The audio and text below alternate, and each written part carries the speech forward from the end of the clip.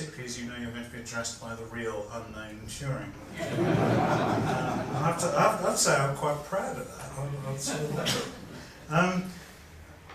As built, I think rather than spending a lot of time talking about what happened at Bletchley Park, which is probably a story that you all know rather well and probably rather better than I do, I thought what we might do is just home in on machinery, because for some reason I thought that might be of interest to some of you.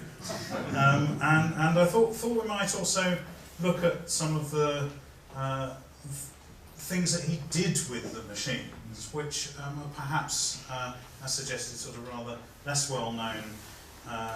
And so perhaps what we ought to do is just sort of begin at the beginning, though, which is this paper, which I'm sure you've all read. There are exam papers to test your knowledge at the back, which you can fill out with the approval sheet at the end. This is all quite interesting because this is the work stimulated by the man on the left, who you will recognise as Max Newman, the Cambridge maths don, who gave the talk on the fundamentals of mathematics, well, in fact a series of lectures for Cambridge, and both Cambridge and Oxford in the pre-Second World War period were a bit peculiar about master's degrees and so forth, because of course all Oxbridge graduates get a master's degree automatically. So they didn't really have proper master's courses, so they sort of tacked on an extra year for bright students after they're essentially completing their bachelor's degrees. And so that's what Alan Turing was doing. It's effectively a master's course, which was sort of like part 3 or sort of additional supplementary lectures. And so Max Newman was giving these postgraduate, sort of quasi-undergraduate type of lectures on fundamentals of mathematics. And they were looking at the problems like the Scheidung's problem, the question whether there is some way that you can tell ahead of time whether any particular theorem is going to be provable or not. How do you go about that? And Newman described this problem in terms of a mechanical process. Is there a mechanical process by which you could work out whether any given theorem is provable or not? And Alan Turing sitting there in these lectures, there's probably only a dozen students in these lectures, is sitting there and thinking, mechanical process. And he takes this idea of mechanical process away and he comes up with this proof of the Scheidung's problem. In fact, it's a disproof of the Scheidung's problem, and also this idea of a universal computing machine. Now, you have all worked with universal computing machines for all your professional lives. I want you to now go back to your kitchens. Okay? Now, when you go into the kitchen, you have various pieces of machinery, and they're all quite useful. You have a kettle that's used for boiling water. You may have a mixing machine that's used for mixing things. You may have a dishwasher that clears up the mess afterwards. You may have a cooker that you can sort of heat things in. But none of these are universal machines. They're all single-purpose machines.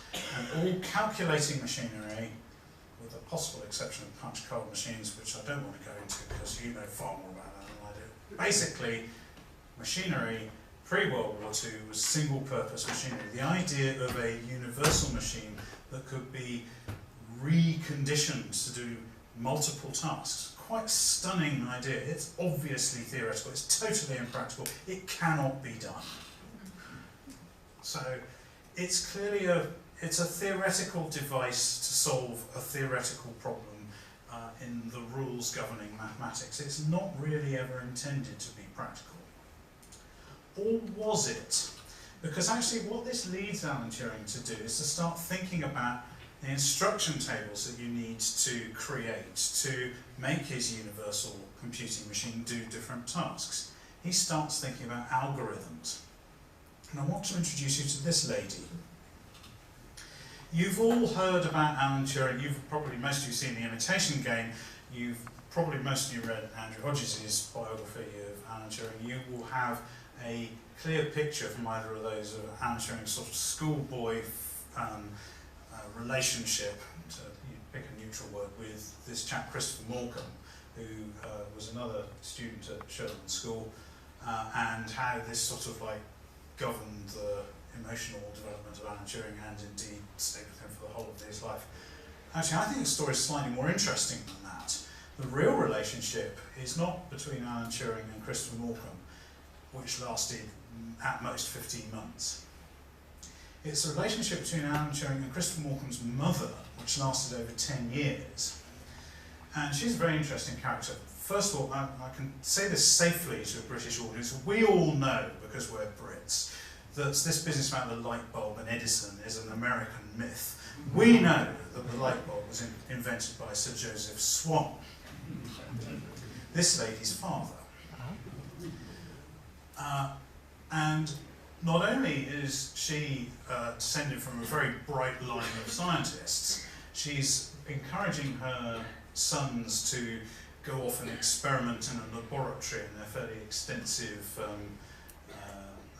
set of buildings and outhouses in Bromsgrove. So very unlike my grandparents, who wouldn't really cope with the idea of anything messy and dangerous going on in their property. But she's also a sculptress. She's very hands-on. She's a very interesting kind of person. Rather, she's effectively, for Alan, a sort of mother substitute, but she can also talk to him in his own language. And so, shortly after writing his paper on computable numbers, he's talking to Mrs. Morcom about algorithms. In particular, he's talking about algorithms for playing games. So he's got the game of Go, he's giving her a set of rules for Go. But he's thinking the whole time, which you can see on the slide here, he's thinking the whole time about programming for theoretical machines that don't exist, but he's taking the concept outside the theoretical mathematical space. This all, and we can talk about why this might be, but I think this sort of stems from a very sort of hands-on practical approach that was instilled into him at his prep school. But let's not get bogged down in that. I want to get onto this, which is the blueprint. This is not an Alan Turing drawing. Alan Turing was incapable of producing a beautiful engineering drawing like that. But this is a drawing of a machine that he invented, which was all about solving a problem about the spacing out of prime numbers. Okay, you think about it. Prime numbers they aren't evenly spaced across the numerical spectrum. They cluster in various ways. And so the question is, can you predict the ways that the prime numbers cluster through the Riemann zeta function? Don't ask me to do the Riemann zeta function for you. But anyway, so he was trying to find a mechanical, this is an analog approach to single-purpose machine, trying to see if he could actually find the solutions to the Riemann zeta function, and it involved cutting brass gear wheels with numbers of teeth that were prime numbers, and you fit them together to have approximations of these calculations. This is going on 1937, 1938, with brass gear wheels strewn all over the floor and the table in his rooms at King's College, Cambridge. He's actually making machines now. He's not making a universal machine, but he's actually wanting to get hands-on and trying to do it himself, or with some help, because milling these brass wheels is non-trivial, and he needs some help in the lab. But this is quite interesting. He's not just a theoretical mathematician, he is also wanting to get his hands dirty and do some real engineering and make machines. Obviously this puts him in an absolutely perfect position when Bletchley Park needs effectively a mechanical solution for cracking the Enigma problem, finding the daily settings on the Enigma machine, and he comes up with his design for a bomb which will crank through all 17,576, thank you John Harper for telling me the number, and cranking through all the number of permutations on the three wheels on an Enigma to effectively try and eliminate the vast majority of the improbable permutations. This is a very interesting machine. we're beginning to get a bit closer to a computing machine with this. No, it's not a computer. No, it's not a computer. So you can save the squishy tomatoes for later. But there are some interesting aspects of this machine which I think are sort of casting light into the future. First of all, it's a digital machine. It's giving you a yes or no answer. It's not an analog machine. It's not providing an approximation to anything. It's actually giving you a digital yes or no answer. Some of the yeses are wrong, but it is digital. It's also programmable. Okay, it's single purpose. It's only got one purpose, which is to try and find the settings on an Enigma machine. But it's programmable. You reprogram it, you rewire it around the back for every day's new problem. So it's got some characteristics in common with a programmable computer. Now, of course, those of you who've seen The Imitation Game and believed it will know as incontrovertible fact that Alan Turing sweated alone in some ghastly hut in Bletchley Park for the duration of the war to try and solve this terrible Enigma problem, and eventually managed, in the nick of time, with 10 seconds to go before the Normandy landings, managed to make the bomb actually work for the first time. And, oh, thank God for that. And suddenly the Battle of the Atlantic was won, and D-Day landings happened successfully, and thank goodness for that. Actually, the truth of the matter is rather more interesting, I think, because the design for the bomb was actually ready for discussion with the engineers by Christmas 1939. And the prototype bomb was delivered in the spring of 1940. It didn't work. Gordon Welshman's addition to it was thought of in the early part of 1940, added into the design, and by essentially the time of the Battle of Britain, they actually had functional bombs working at Bletchley Park which were able to do the job they were supposed to, that is, find settings in a more or less real-time basis to provide some intelligence. So that's as early as autumn 1940. So you then have to ask yourself, well, what did Alan Turing spend the next 5 years doing? Because his greatest wartime achievement, if you think his greatest wartime achievement was this thing, so what did he then spend his time doing? Well, clearly the Enigma wasn't the only problem. Naval Enigma was a much tougher nut to crack, and so that required a serious amount of brain power. But essentially by 1942, his role as a cryptanalyst has receded somewhat. Bletchley Park's become more of a factory, and we'll have a look at that in a second. But Alan Turing sent off to the United States this rather curious looking building. Actually, this rather curious looking building is where Bell Labs, so that's the equivalent in the US of the Post Office research place at Dollis Hill. It's where Bell Labs were building their own variety of the bomb. And so he was sent to go and check out their work. But he was sent out to do some other things as well, and these are really give a bit of a clue as to what he was going to spend the rest of the war doing. First of all, he was sent out to check up on a new teleprinter encryption device, which was being developed in the US by the Canadians, actually, working with the Brits, but out of a secret place in New York. So he was being sent to check out whether this teleprinter encryption methodology was going to be secure. He was also sent to look at another thing going on in this Bell Labs building, which was the development by the Americans of a speech encryption device, which was designed to help things like Roosevelt and Churchill have their transatlantic radio telephone calls without being eavesdropped on by the Germans. Incidentally, the Germans had been listening to Churchill's telephone calls from about 1940 onwards, so this was a real security issue. So he was sent basically to go out and vet the quality of Allied communication security. This is a different role from cryptanalysis. This is basically being a security guy. He's changed sides in encryption debate.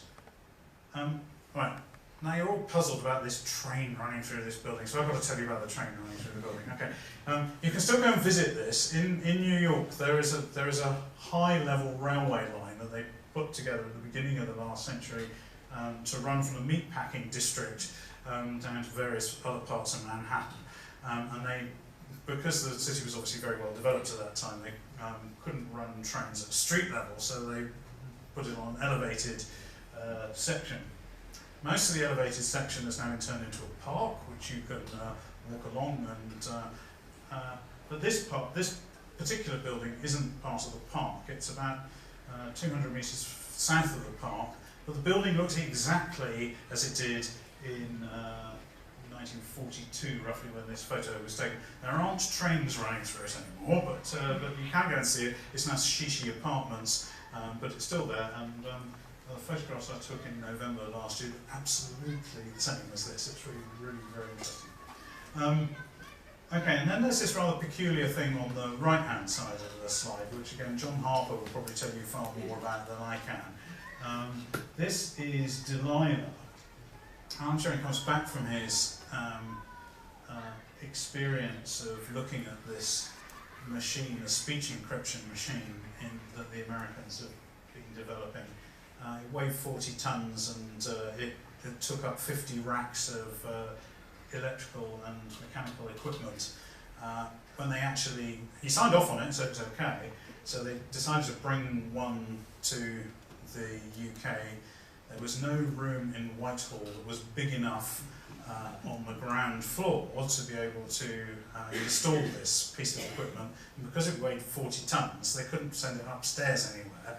So the only available place for it was Selfridge's department store basement. So that's where the secret phone calls had to be processed. It's all quite interesting. I'm showing this is complete nonsense. Why do we need 40 tons of kit to encrypt a phone call? So he designs a machine, this Delilah thing, which is about the size of an Enigma machine. You know, it's portable. And he says, look, this problem about speech encryption, it's much more significant than just Roosevelt and Churchill having their private phone calls. It's about tank-to-tank communication, and it's about plane-to-ground communication, you know, which is currently going on in plain speech at the minute, and it's being listened to. Let's cure that problem. He managed to get his design ready in time for D-Day, and the prototype was up and running by the end of the war, but for whatever reason, I think American technology dominated, and this huge, great 40-ton thing, which obviously was never going to be put in a tank or an aircraft, prevailed and was in use for at least 10 years after the war. And Delilah, I think, just went to rot. But I think this is quite interesting because, again, you've got Alan Turing. He's not just doing the theory. He wants to roll up his sleeves. He wants to pick up a soldering iron. He then needs to be told by somebody who actually knows what they're doing, and like, get the hell out of the way, Alan. We know how to do this, and thanks for your help. But you stand over there and watch. But at least, you know, he wants to get on with this stuff. He's interested in the machinery as well as the theoretical design concept. I'll probably put these slides in the wrong order, but this is all going on because effectively by this stage, this is Bletchley Park in 1943. In fact, this is a Bletchley Park outstation in the photograph rather than Bletchley Park itself. You get the sense from the map that Bletchley Park's turned into an industrial complex. It's a code-breaking factory. It's not really the place for Donish amateurs anymore. It needs to be run like a military operation, and it is. And that's why this wren who is sitting by her bomb there looks so incredibly bored, because factory workers with dull jobs, they get bored. And that's my favourite World War II Bletchley Park photograph because of the expression on her face. I don't know whether she's still alive. Somebody told me the other day that she was, so I hope she's not insulted by me saying that. There was some interesting stuff going on there still, though. And again, Max Newman comes back into the picture. He's a late recruit at Bletchley Park for interesting reasons, but Max Newman concluded that the breaking of the Lorentz cipher, the teleprinter code that's being used by the Germans, could hopefully be mechanised, and he was put by Commander Travis in charge of a machine section, which would eventually lead to the building of this thing, which of course you all recognise as being Colossus. But interestingly, at around about the same time, Travis set up a sort of a consulting group, if you like, of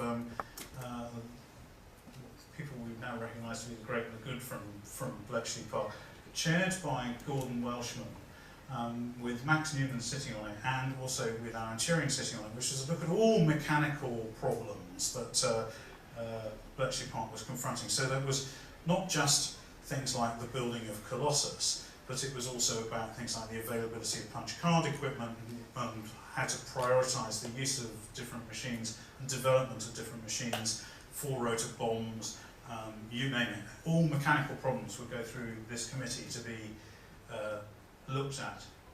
And I think this is quite significant because I know that computer historians for years and years wanted Alan Turing to have been absolutely the key mover behind the Colossus, and despite their best efforts, it's been impossible to prove anything other than a very tenuous link between Alan Turing and the development of Colossus. But Alan Turing was clearly involved, partly as a consultant through this committee chaired by Gordon Welshman, and partly just because there were people like Newman around who wanted to consult with him and make sure that they got his ideas on board. And that meant that he was aware of what was going on. He was aware of the uses to which it was being put. He was very friendly with Tommy Flowers, and so I think it's a fairly collegiate kind of atmosphere you've got going on there. Even though it's turned into this intelligence factory, the cutting edge on the technology is still involving these people and their brains. That, I think, then sets up Alan Turing rather well for his post-war work. As we all know, what he did immediately after the war was come up with his blueprint for the automatic computing engine, the first universal electronic programmable computer that was going to be built in Britain. There was this big raging policy debate about whether Britain would need one computer or whether it might actually need two. Sir Charles Darwin, sitting down there in the bottom left-hand corner of the slide, the head of the National Physical Laboratory and the prime mover, and Sir Charles gets a bad press because he made some sniffy remarks about Alan Turing, who wasn't a particularly good civil servant, it has to be said. But frankly, he did recognise Alan's brilliance. There were some impracticalities in Alan's blueprint. The problem was that the automatic computing engine was using mercury delay lines as its memory. I'm not going to tell you how they work because you know it better than I do. There's a picture of one up there, various other exciting memory devices from the late 1940s. The winner, of course, was the Williams tube at the top, but the ACE design was using mercury delay lines. Alan's idea, which I think is probably a bad idea, it's very dangerous for me, the unnamed Turing, to say that any of my uncle's ideas were bad ones, but this one I believe to have been a bad one. He thought that elegance in programming was the answer to computer efficiency, and it was all driven by the technical deficiencies of the delay line. You had to make sure that as the piece of data popped out at the end of the delay line, which might be this year or it might be the week after, your program was just ready to capture that piece of data and then process it immediately. So that meant that your program had to be designed in a way that logistics suppliers these days talk about just-in-time delivery. This was just-in-time programming.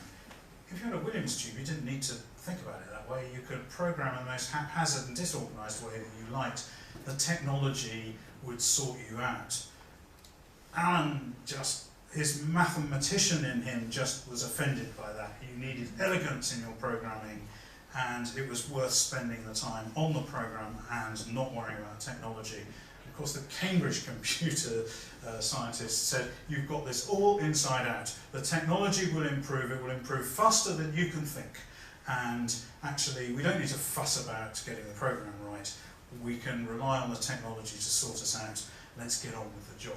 And it's very interesting. The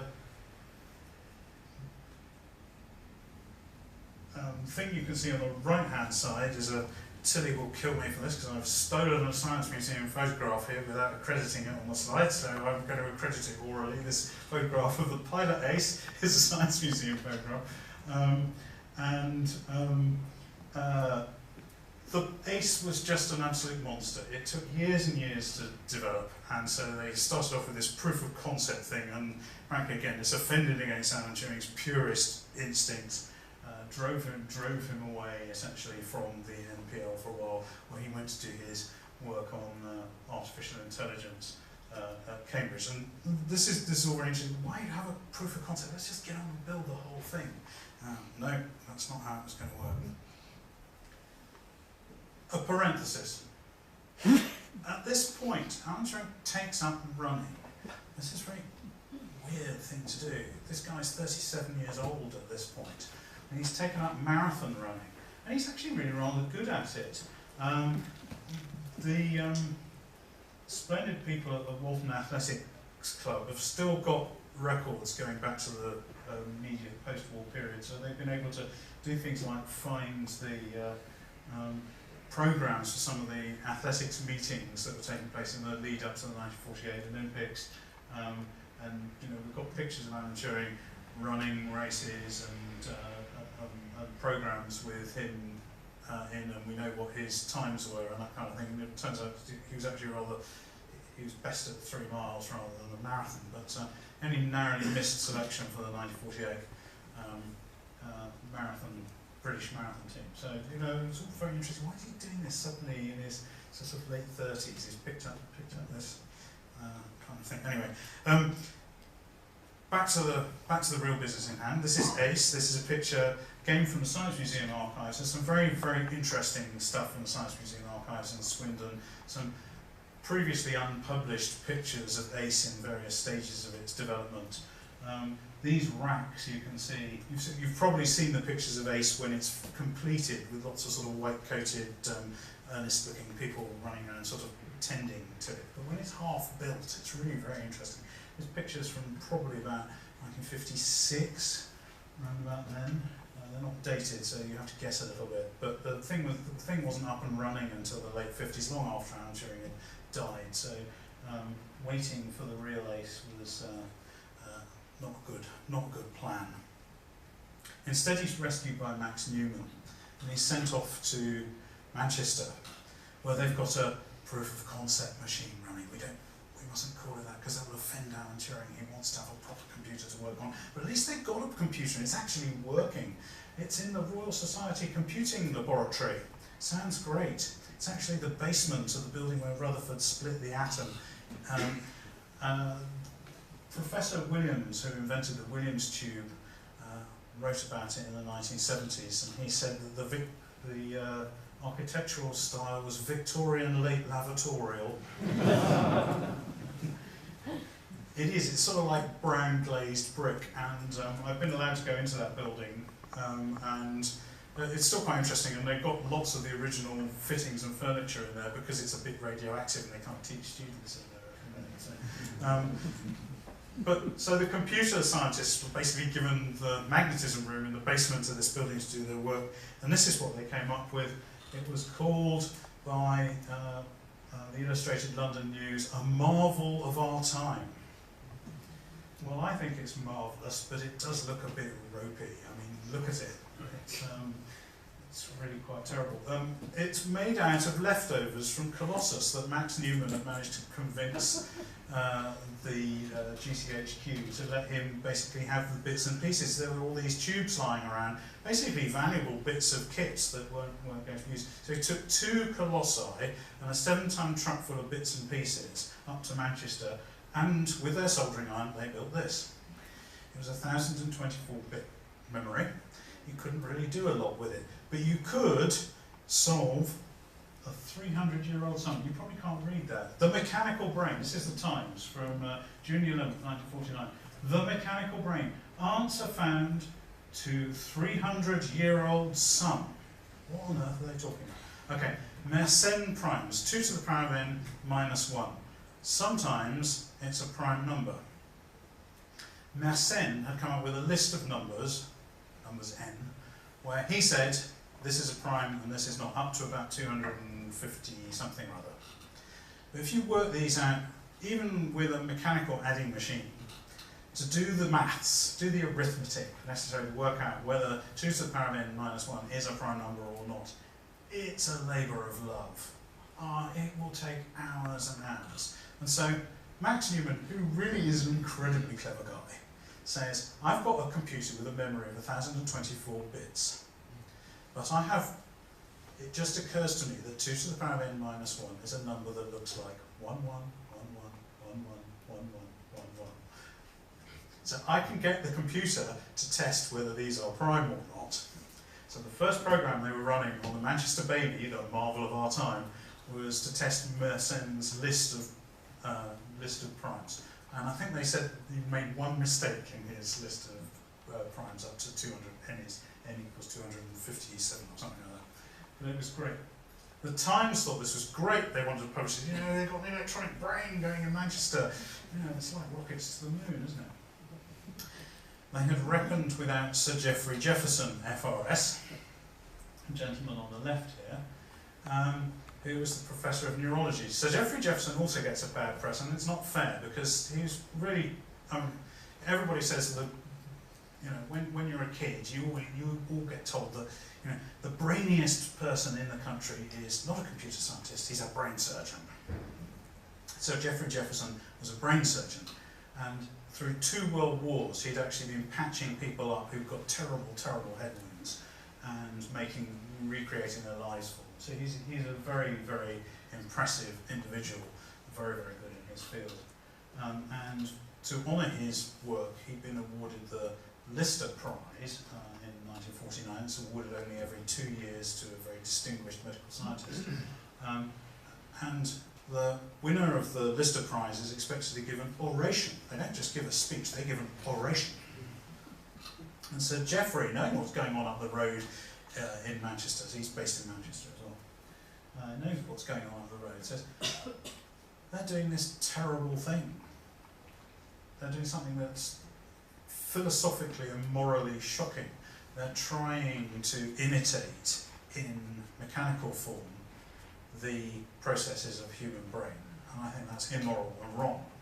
And so his Lister oration is devoted to the question whether it is even a proper question to ask, can machines think? And he goes on and talks about computers doing things that only humans could do, like writing sonnets. Oh dear, we get a little bit of a problem here, because the Times has sent a reporter to the Lister oration. And they're very interested in hearing about this mechanical brain, hence the piece on the 300-year-old son. They phone up some bloke in the computing laboratory in Manchester who apparently rejoices in the name of Mr. A.W. Turing. Oh dear. And Mr. Turing then spouts a whole load of stuff about sonnets, and then he says, well, of course the computer, this computer maybe not, but in years to come, of course computers will be able to write sonnets. But I think that a sonnet written by one machine will be better appreciated by another machine. he nearly got fired. So Newman has to pick up the pieces and sort of say, oh no, it's really, really boring what we're doing. We're not trying to sort of, make machinery imitate life, and we're doing this really boring thing about prime numbers. And, so he's sort of like having to write apologetic letters, and the church gets involved, and you know it. Actually, the reality of programming a Manchester machine was really rather more prosaic. What happened was, of course, this was a proof of concept machine, but they proved the concept. And so they sent off, in partnership with a firm called Ferranti in Manchester, they came up with a rather more splendid looking computer that really doesn't look like a marvel of its time, because all the parts are hidden behind sort of nice metal cabinets, and you even get a sort of an attractive lady to sort of model the sort of computer operation for you for the brochure. So this all looks very clean and not at all like the magnetism room at the bottom of the Rutherford building. And the actual process of programming is still really, frankly, a complete pain. This little excerpt from a program was taken from the Manchester University archives, and you can see Alan Turing's handwriting on it on the right-hand side of the slide. They said, "How did this happen? Something's gone wrong." And he's sitting there at 3 o'clock in the morning, and the machine's crashed, and he doesn't. He's trying to pick out the reasons why in some horrendous sort of 32-character code that's got punctuation symbols and so forth. And of course, it's arithmetic's ran the wrong way with the least significant digit on the left and all this kind of stuff. So I mean, it's not intuitive, and it's a complete nightmare. What a surprise to discover that the programming manual for the Manchester Mark I computer was rewritten by people to do it more sensibly, like have the numbers the right way around, and actually be more usable. He was very sniffy about that, as you can imagine. We're all a bit like that, actually, aren't we? We had to learn things the hard way, and then when they produce something like Windows that's supposed to make a nice user interface, we get a bit grumpy about that, because why shouldn't the youngsters have to do it the hard way like we did? I can just sort of, but he wasn't really being any different from the rest of us on all that stuff. But, I can't think of a good reason, but I know it's not right. What is more interesting is what he was actually doing. Because yes, he was doing the programming manuals, or after a bit, because other people could do it better, he wasn't. What he was really doing, what he'd really gone to Manchester to do, was to use the computer, not to design it and not to program it, but actually to use it. And again, Max Newman is a very important influence here, because Alan Turing does what looks like a quantum leap into another field, which is developmental biology. And I've been asking myself for a number of years, why would Alan Turing suddenly leap into a completely new discipline like this? But I think the clues are here, actually.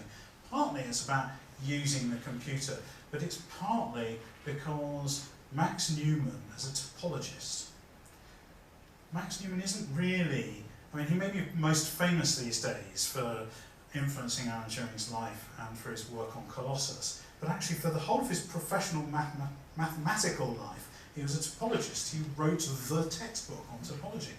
And so he's actually constantly talking to people who would listen about shape and form and how you sort of bend things and what happens if you stretch things. And this is the problem of developmental biology.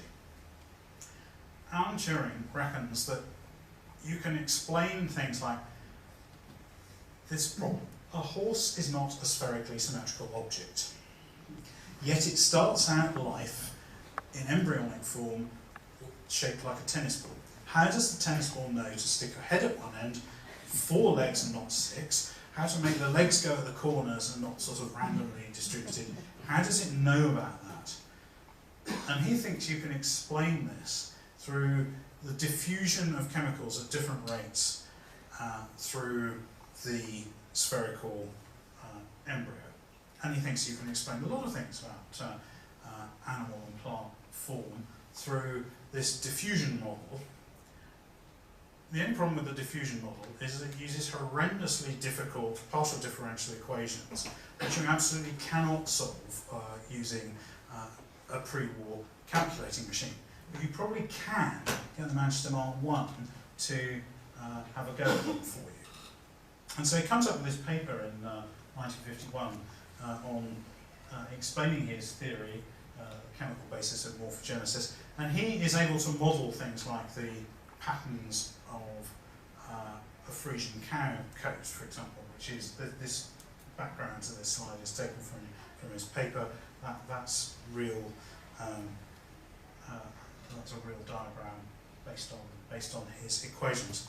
Now, if I can get the technology to work here, I may be able to show you a model that's been done by a German professor called Felix Voitzel. Yes, it looks as if it's coming up. This is a demo of Alan Turing's equations. We just need a minute, I think, for Chrome to work. Do I need to? Let me go. Here we go. Tiny mashup. It looks rather black, doesn't it? If I try refresh, and then we'll see what happens. Oh, it was working fine before we started. Never mind. We'll. Where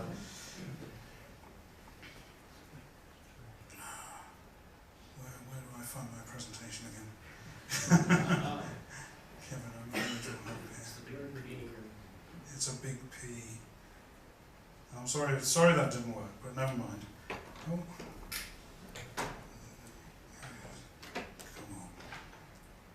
There we are. Okay, well, I'm sorry about that, but there's a when you get home, take Felix Voitzel's name and stick it in your browser, and then you'll be able to run a little simulation of Alan Turing's equations. What you'll see is the screen starts off completely grey, and then suddenly dots of colour emerge.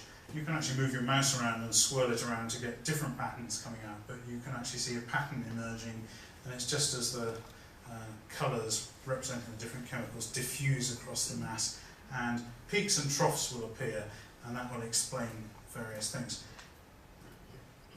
Alan is using the computer to create contour maps. It's very interesting. They had a conference in 1952 at Manchester University. Well, computer labs were all having conferences at the time, and a lot of it's technical and about things like memory and programming techniques and so forth, but some of it's about apps. And they had James Kendrick, for example, came to Manchester to talk about how he was going to use the Cambridge computer to create contour maps to uncover the structure of biological molecules, which, as we all know, led to things like the structure of things like vitamin A and eventually DNA. DNA actually put the kibosh on Alan Turing's developmental biological work, because everybody, including me, got so obsessed with the idea of DNA as being the explanation of all things biological that for probably 40 years nobody could get a research grant unless they had the word DNA in it somewhere. And so anything that was sort of mathematical or chemically based that didn't use DNA as the chemical they were interested in just didn't get anywhere. So his work got eclipsed. But I think this is quite interesting, because this again comes from the Manchester archive, and this is an example of a computer readouts that Alan Turing has painstakingly copied out onto squared paper. So you can see lots of two-digit numbers there, all in this terrible 32-character code, at least lesser significant digits at the left, and he's drawn a heat map on top of it, or an intensity map, to show where the larger numbers are, and so he's actually producing a contour map, and that's the kind of thing that was being used to create the Frisian canyon picture. Well, that wasn't all. There was the work on plants. These diagrams take a bit of explaining. Sorry, they're in black and white. The originals are in colour, but the top diagram, you have to imagine that what you've taken is the stem of a plant and you've slit it with a razor blade down the back and then unpeeled it to make a flat piece of paper, and the dots are where the buds or the branches or the leaf joins are, and you can see that they're in spiral patterns. And so the question is, can you explain this this patterning through the chemical diffusion model and the equations that he got? And you also got his work on radial area, which was the last research project that was being done at the time of Alan Turing's death by Bernard Richards, who's still alive. Bernard's own career is very interesting. Having started out as a pure mathematician and then ending up as a professor of medicine. His postgraduate research project was working on these strange beasts, which are radiolaria. They're dredged up from the sludge at the bottom of the Atlantic Ocean. They're microscopic creatures, but the patterning of the spines on these things, Bernard was able to use Alan Turing's equation to model and predict the positions of these spines on these rather extraordinary things. So they're great. The pages and pages of them from the Atlantic survey of the 1890s. Then we get to the end of Alan Turing's life. I've put this slide up partly to amuse you and partly to interest you. This is Alan Turing's house as it is today. Apparently busloads of Chinese tourists go up the roads there, and it's a sort of a busy, it's like sort of posh suburbia in Manchester, so it's a busy, quite narrow road, and having a busload of Chinese turning up with cameras and spilling over the front garden must be incredibly annoying. As you can see, it's a semi-detached house, so both neighbours have a problem with this. I didn't bring a busload, but I was kind of like doing the same thing, turning up with my own camera, saying, do you all mind if I take a picture of my uncle's house? There we are, so there it is. And I put the estate agent's plans, because it changed hands fairly recently. The estate agent's plans, which it's been developed quite a lot since 1954. It's got a gym and various other things in it which weren't there in Alan's day. But I thought you might be interested in the room layout on the first floor. The front room is the bedroom, and the room behind it is Alan Turing's laboratory. And although this isn't anything other than very weak evidence, it seems to me that if you're making a solution of cyanide using something plugged in, like barbers used to, you plug something into the electricity slot where the light bulb is supposed to go. He's using something like that to cook up his homemade cyanide in the laboratory. The idea that it was an accident, that he had somehow sort of dipped his finger into this by mistake and then conveniently gone into the bedroom and died there, seems to me to be very difficult to support once you see the room layout. There's other reasons why I don't go along with the accident theory, but I thought you might just find that quite interesting. Right, people are bursting with questions, so it's clearly time for me to stop. And thank you very much for your patience. As I say, I will be delighted to take questions. I think there will be a roving mic or two. Well, thank you very much indeed for such an into and different angled talk on Alan Turing. So, thank you very much.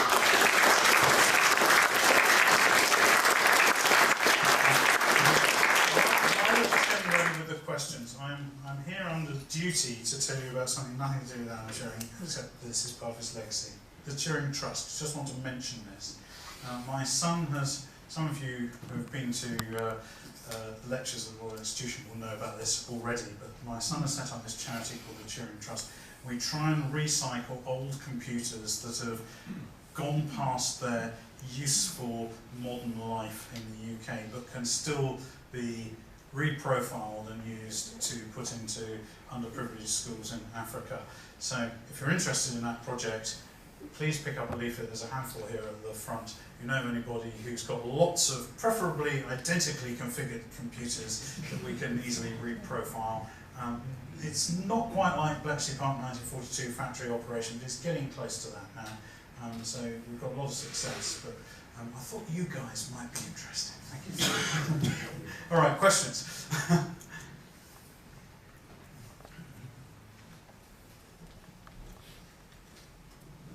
Thank you for an illuminating talk. Dave Michelle had the privilege of being hosted with other BCS members at the House of Lords last night, and it was put forward that to die accidentally, as you've just described, to have an inquiry exactly 2 days later, and to be cremated exactly 2 days after that. It seems odd that we're at the time of the Cold War, just before Suez, and it seems even odder when you consider the US had given us data that Neumann clearly had processed in the US that would have used a Turing machine that obviously wasn't built by Allen. The data being the equivalent of what the nuclear fallout from the Bikini Atoll would have been to declare it, and the fact that Churchill made a decision exactly a week later to build the UK's H-bomb. I don't know if it's an accident or not, it's just coincidence, I'm sure. But thank you for expressing that at all. And one of you have an opinion on that? Thank you. Yeah, I mean, it is true that the inquest took place less than 48 hours after Alan Turing had taken his life, or at least 48 hours after his body had been found. Now, I haven't done any research to know whether that speed was unusual. However, I would say this, that this was not a judicial inquest. Now, you know, in the UK, coroners' inquests are basically of two kinds. There's medically driven ones and there's legally driven ones. The medically driven ones are typically where it isn't expected that there's anything particularly in the nature of evidence that needs to be weighed up. You tend to have a legally administered inquest where that's happened. So I mean, I've been to many inquests which have been presided over by judges because it's been very, very controversial and it's difficult to know where the balance of evidence lies. This inquest, Alan Turing's inquest, was a doctor's inquest. And this particular doctor had a reputation for absolutely hating lawyers. And so, although my father, who was a lawyer himself, turned up on the day after Alan Turing's death, so the one day between the day before the inquest was due to be held, to say, there's a lot more to this than meets the eye, and I would like to find out a bit more about it. And he was strongly advised by the local lawyers in Manchester who knew the lie of the land that this would be a disastrous course to take because this particular coroner hated lawyers, and the result could be that instead of having taken his own life while the balance of his mind was disturbed, which is the verdict that everybody wanted, you could have had, in those days there was a much more aggressive kind of suicide verdict which would have had the consequence of cancelling things like life insurance policies and so effectively what they were trying to do was get this middle course, which was if the evidence wasn't conclusively going to show it was an accident, which it clearly wasn't in this case, to get this middle course with balance of mind disturbed, the main thing to do was not to upset the coroner. And you know, if they'd actually gone for accident, that would have upset the coroner, and you would have ended up with the completely opposite result from what you wanted, which was the full-on suicide thing with all the legal consequences that would have flowed from that. And that's quite interesting. Again, I didn't know any of that until I'd actually studied the file, which is in the King's College archive, all the correspondence going between my father and the local lawyers and indeed his own memoir of the rather awkward circumstances. So I think the only way you can concoct a conspiracy out of that 2-day thing is to prove that 2 days was extremely unusual. And I have to say, for medically driven inquests, I'm not sure that it is unusual to have an inquest fairly soon after a body has been discovered. So I don't know, but I'm struggling to find a conspiracy around this. If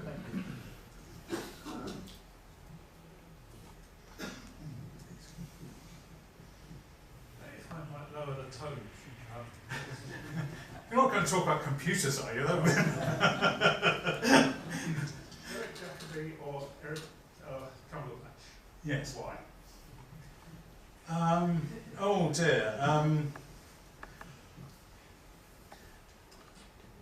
I'm going to struggle to choose between the two of them. You could also mention Ed Stoppard as well. I mean, all three of those actors have put a huge amount of effort into understanding their character. None of them has approached the character lightly. They've all done lots of work, they've done lots of reading up on it, they've talked to people, and they've tried to find something inside themselves that responds to what they've read about Alan Turing. So in terms of quality of acting, I don't think Derek Jacobi or Ed Stoppard or Benedict Cumberbatch can be faulted. I think Derek Jacobi was probably slightly miscast, particularly by the time he did his TV appearance. You remember he did a stage appearance in the early 80s, and then he was reprised for BBC television about 10 years later. By the time he did the TV thing, Derek Jacobi was in his late 50s. Bear in mind, Alan Turing died at age 42, and most of the Breaking the Code plot set 10 years earlier. So Derek was miles too old to be doing the part. Ed Stoppard and Benedict Cumberbatch are better cast in terms of age, and they also, Stoppard's portrayal is more sympathetic. He doesn't stammer particularly, and he's sort of a more approachable, sort of warm human being. Whereas Benedict is more troubled, and he's a bit more nerdy, and he's much harder to get to know.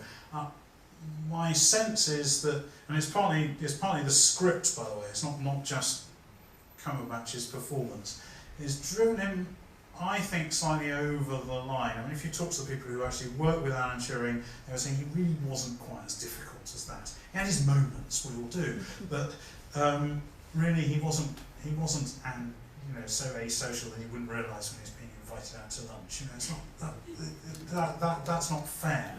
And but the actors have to work with the script they're given, and I have to say it's a very compelling portrait in Benedict Cumberbatch's case. And in fact, so compelling even that part of when I give talks about Alan Turing, part of what I try and get across to people is that they need to leave the mythology of Alan Turing, which comes with all these dramatisations, outside the door. Those are movies, those are not biographies, those are not documentary, and it's really, really hard because we all carry around our mental picture of historical figures because of the TV and the movies that we've seen, and it's really, really hard to do that. But in his case, I think there is a danger that Benedict Cumberbatch is Alan Turing, and we now have a sort of like an alternative picture of Alan Turing which comes from talking to people and so forth. So I'm afraid that is now the reality, and we have to go to books to find an alternative picture. So it's fine. Dan.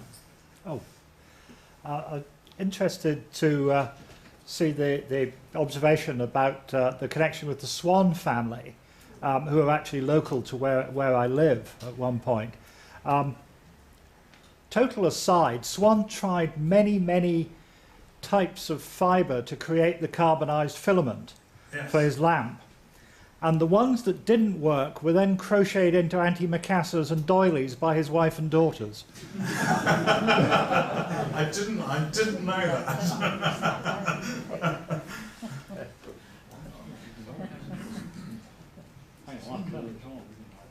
Thank you. A computer-related question on his history. Good, that's one I can throw back at the audience. That's fantastic. He produced the comprehensive design of the Pilot Ace in 6 or 7 months after he joined NPL. Did he have time to work on it before he joined NPL, do you think? What was he doing in the 6 months or a year before that? Again, September 45, yeah, that's absolutely right. And I think it's a similar story to the design of the bomb. I think it's difficult to imagine that it could all have been done quite so quickly. But and so there's a question about what were the influences on it. But I think, and again, I have to defer to the professional knowledge that's far superior to mine on this. But I think the consensus seems to be that a very powerful influence on the ACE design was John von Neumann's famous paper what's it called, a draft report on the EDVAC, which Alan Turing had seen. He'd seen one of the rare typescripts of it, and he'd been allowed to keep it and study it for a while. So, and I think that, I mean, he probably absorbed the theoretical ideas in that very quickly, and that, I'm sure, was a powerful influence. But I suspect he had already been thinking about it. I think it's inconceivable that with all that work going on around the Colossus lab at Bletchley Park, they were talking about programming computers. They were talking about it in a pub. This is what they were all going to go off and do after the war. So it's quite clear that there had been some sort of the intellectual equivalent of primordial soup going on there, with people sort of chucking ideas in and talking about stuff. I mean, one of the things that's really quite extraordinary, Tommy Flowers is on record as having said this, that on the days when Colossus was not actually doing its properly appointed job, the mathematicians wanted to go around the back and get the damn thing to do long multiplication, which was kind of annoying for the code breakers. But you know, they were actually playing with its capabilities at the time. You know, and so it seems to me that there's all that going on. They're all thinking about how it might be done. But then you put the von Neumann paper into it, which just provides a little bit of intellectual framework, a bit of rigour around it, and then ping, it only takes 3 months to produce the ACE design. But I think the thing about the ACE design is it's quite interesting because it goes back to this whole thing about Alan Turing being a hands-on kind of guy. And von Neumann's paper doesn't mention any hardware in it. It's basically about system design, and Alan Turing's paper is about how you make a machine. You know, and what are the, if we're going to be stuck with this terrible problem of delay lines, how are we going to fix that? So we need to fix that with elegant programming. So he writes about elegant programming. You know, so it's really sort of, it's taken the von Neumann architecture and it's actually developed it into something that's practical. So, but sorry, it's a very long answer to your question, and everybody here knows far more than I do about it, so I should definitely shut up. There is slightly supporting evidence, that argument, from Wilkes, who led the EDSAC team at Cambridge. He read the same paper, he had the privilege of going to the Princeton conference and talking to von Neumann. He asserts he designed most of EDSAC on the journey back on the Queen Mary and arrived back in the Cambridge laboratory ready to engage a team of engineers. It took him about 3 years to get from sketches on napkins or whatever they were to the functional machine. Those early machines were actually fairly simplistic, and once your eye had been opened by von Neumann's system design, if you had appropriate electronics, in Wilkes's case it was counting and subtracting from radar systems, in Turing's case it was from the code breaking. It was obvious, I think, how to apply those ideas to animate von Neumann's concept. And so I think the design phase could have been quite quick for Turing and the ACE machine, but then the implementation took time because making the circuits actually work. I think you're challenge. I think you're probably right. I think the challenge for Turing was actually involved the typewriter rather than the thinking.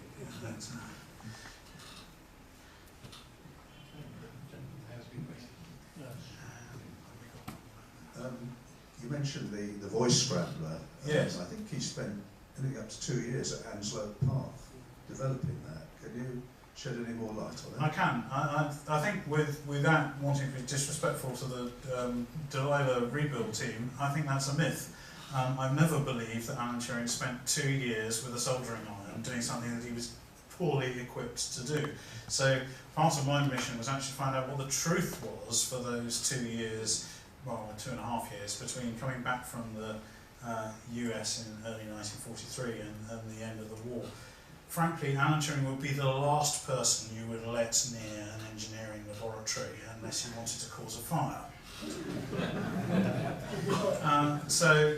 And talking to the people that he worked with there, so Don Bailey, who's still alive, who was Alan Turing's assistant, that's a misnomer, but that's a technical word for it, at Hounslow Park, corroborates the complete uselessness of Alan Turing in an engineering laboratory. And basically, I mean, it was a great thing. Once Robin Gandy and Don Bailey had been appointed to work with Alan Turing at Hansel Plot, that meant that they could safely kick him out and get on with the sort of the technical job themselves.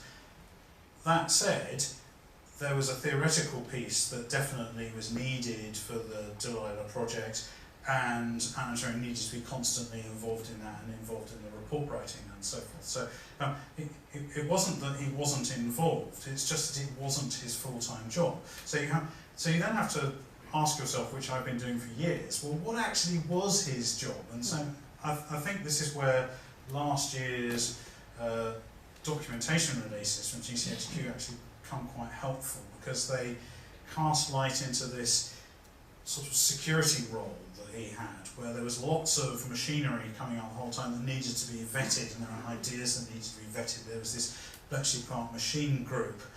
That's what he was filling his life with. It was a sort of multifaceted role, but the Delilah piece was part of it, but it wasn't all of it. I think the problem is that until very recently we've only known about the Delilah piece, and so it's been sort of tempting to think that that was all of it. But it's just fundamentally not credible that you put Alan Turing in a laboratory with a soldering iron for 2.5 years without causing World War III. It just wasn't, all the good work on Enigma could have been undone. So I mean, they actually did find a sensible role for him, and the development of Delilah was part of it. The development of British encryption techniques was another part of it. So I mean, it's all quite interesting. There's not a lot of documentation about this, but there's now about twice as much as there was, which is enough to just fill out the picture a little bit more. So, going back to there's actually some comments from the previous question about how difficult it was to build something from scratch. But I think it's, as you said, is the kind of primordial soup. Because around about the same time, in the late 40s and 50s, when Trevor Pearce had come over from Australia, he went round to East States and Cambridge, and then went back and built Sierra. So on his own, as it were, with all these engineers. The thing that comes across as being very interesting from studying this period is how much there was going on in the way of international conferences, and international travel can't be very easy in the immediate sort of 5 years immediately after the war. And I mean, just to take one example, when I'm struggling to remember which group of Americans it was. There was a group of Americans that had a computing conference on the East Coast in about 1948, 49. They had 100 and something people attending this conference. They only had one foreigner, and that was Alan Turing.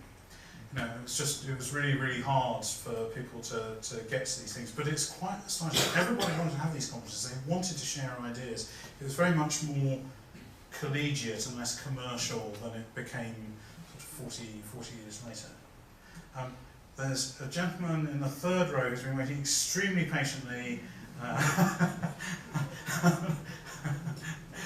Yes, you've said several things about the origins of the bomb, and specifically in the period from mid-39 to 40, when obviously there was work that Turing would have been involved with the BTM group at Letchworth. Is there any evidence that he actually visited the engineers and cooperated with them, or did they just take his ideas and then he returned? Again, probably John Harper would know much more than me about that, but it seems to me inconceivable that Alan Turing could have explained his ideas without having face-to-face meetings, and many of them, with Doc Keane and the other Letchworth guys. It was a really difficult engineering challenge to create the bomb, partly because the sort of idea of designing a sort of programmable piece wasn't going to be particularly straightforward, but partly because the machine had to stop whenever you've got this sort of complicated thing when you've got 26 wires in the cable, and then what it's looking for is a case where only one of them is live, or only one of them is not live, and those are the two cases you're looking for, and all the others have to be discarded. That's not exactly the way that they ended up designing it, but the engineering challenge of trying to do that thing where you're looking at basically a negative image of the thing that, and both the exact negative image and the positive image are okay, and anything else won't do. So that was really difficult challenge for the engineers at the time, and just to explain that idea is just, it's easy for us who've sort of been sitting there for sort of years poring over it to sort of just explain it in one sentence like that, but get that concept across for the first time must have been very, very difficult. But yes, well, that must have been done well before Christmas. I think that's right, but I have to say I haven't personally found any documentation around that era which actually sort of does anything at a sort of a technical engineering level in terms of to and fro. The parts were being made at Letchworth in November of 1939. Speculation, yes. I mean, I don't know the answer. Talk to John, who's in the row in front of you. Just one snippet. We have got engineering drawings that are dated only 2 days after the outbreak of war, and that is the time that Alan Turing was supposed to have got first involved. Which clearly gives the lie to the sort of imitation game model that in the nick of time, blah blah. But Alan Turing first started working on the Enigma problem. Certainly no later than January 1939, and in my opinion as early as September 1938. There is very weak evidence that he might have been involved even earlier than that, but it's very weak and I just can't personally put a great deal of weight on it. But I think that he was approached by the recruitment team for Bletchley Park in the summer vacation 1937, along with a bunch of other fellows of King's College, Cambridge, and very rapidly after his recruitment he was assigned to working on Enigma and was having meetings with Dilly Knox at Dilly Knox's home to talk about Enigma and what the problems were and the progress they made on the unsteckered Enigma during the Spanish Civil War and so forth. So he knew about the problem. Where I find it hard to believe that vast progress was made is the immense leap forward after the meeting with the Poles in July 1939. Now that does give us enough time for Knox to have come back from that meeting in July 1939, have shared his thoughts with Turing, which we know he did. There's documentary evidence that he shared his thoughts with Turing immediately after that meeting. And there's still enough time for Alan Turing to have come up with the fundamental ideas for the bomb in time for John's blueprints to have come up. But I'd quite like to know what the blueprints are that you're talking about, so we should have a chat about that, please.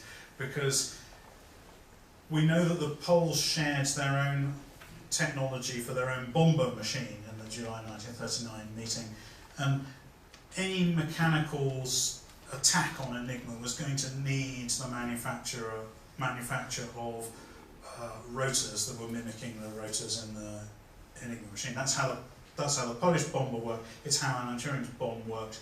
So we know that there was going to be a whole load of effectively components that were going to be needed for a mechanical attack anyway, regardless of what the ultimate shape of the machine turned out to be. But what those blueprints actually are about, we should talk about them. Okay, one final question, Simon. Thank you. Thank you for a very interesting talk. There's one minor point that perhaps we should talk about later, you said that the Manchester machines were built from leftovers of Colossus. I think it's not true. So you're the man who's going to correct me on this one. I think in a pub afterwards I'll... Well, I couldn't be corrected by anybody more eminent. You will also see that I shamelessly stole a picture from your book for the thing about how did this happen, which Thank you very much. Thank you very much again. And thank you for the questions and answers. Thank you for your questions, and thank you very much indeed, Sir Dermot, for your answers. So we've had a wonderful time listening to your presentation and your responses to the questions. So thank you.